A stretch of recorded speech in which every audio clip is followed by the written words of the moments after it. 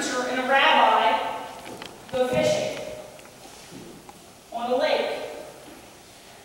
The preacher has to use the bathroom, so he walks across the water, does his business, and comes and walks back. And then the rabbi has to go, so he gets out of the boat, walks across the water, does his business, and comes back. Finally, the Catholic priest has to go. But when he gets out of the boat, he falls into the water. He swims back to the boat, gets back in the boat, and says, and does it again. And again. Finally, the third time, as the Catholic priest is climbing back in the boat, he says, God, let me walk across the water. Tries again, falls in, swims back, and as he's coming back, the Baptist preacher says to the rabbi, do you think we should tell him where the stepping stones are? Got that off the internet. Next joke someone told me. Jesus is raised and resurrected from the dead, and he's meeting the disciples on the beach, and the water is storming. And so the disciples look scared, so Jesus starts to walk out to them. And as he walks, he gets deeper and deeper and deeper in the water.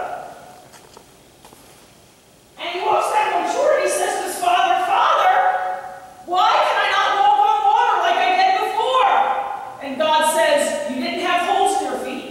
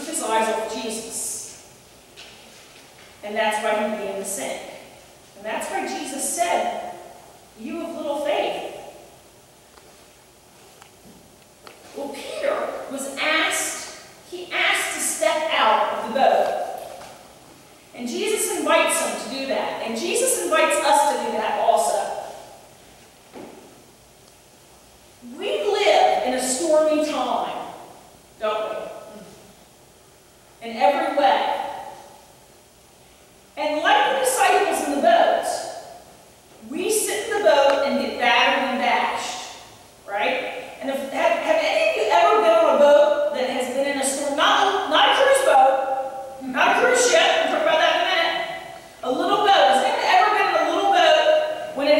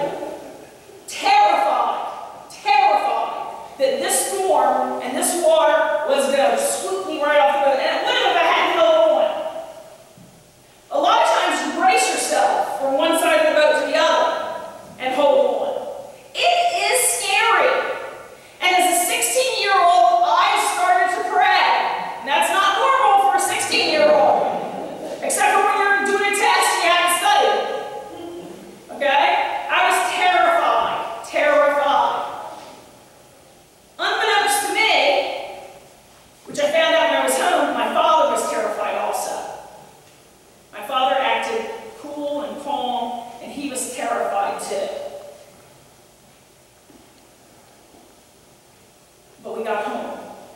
And we got through the storm. But the waves were huge, huge, huge.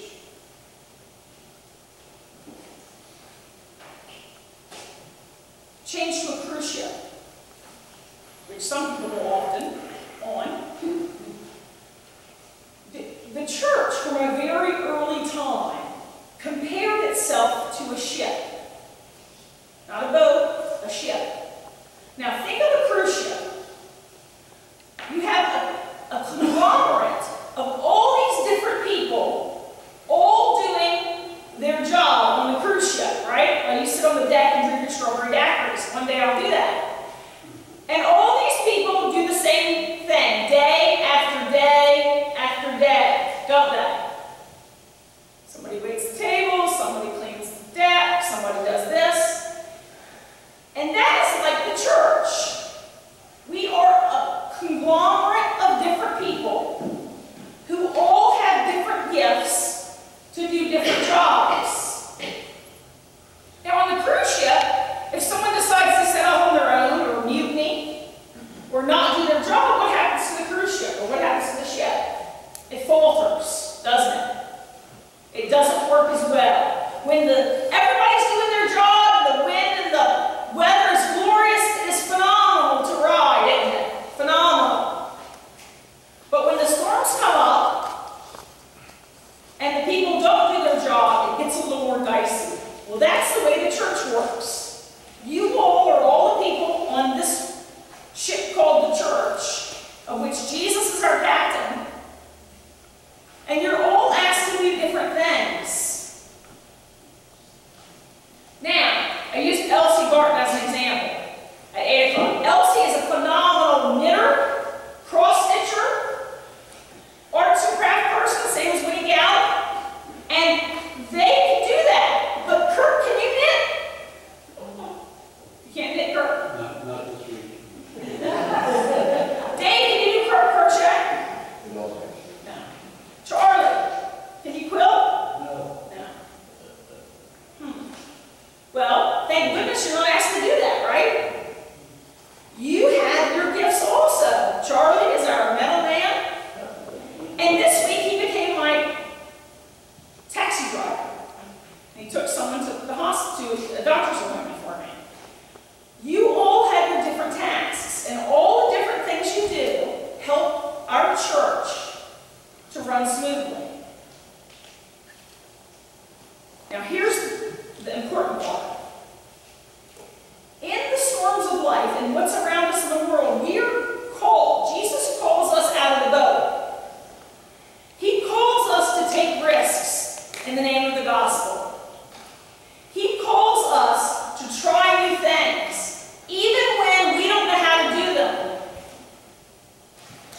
He calls us to listen when he calls and to respond. And that is scary,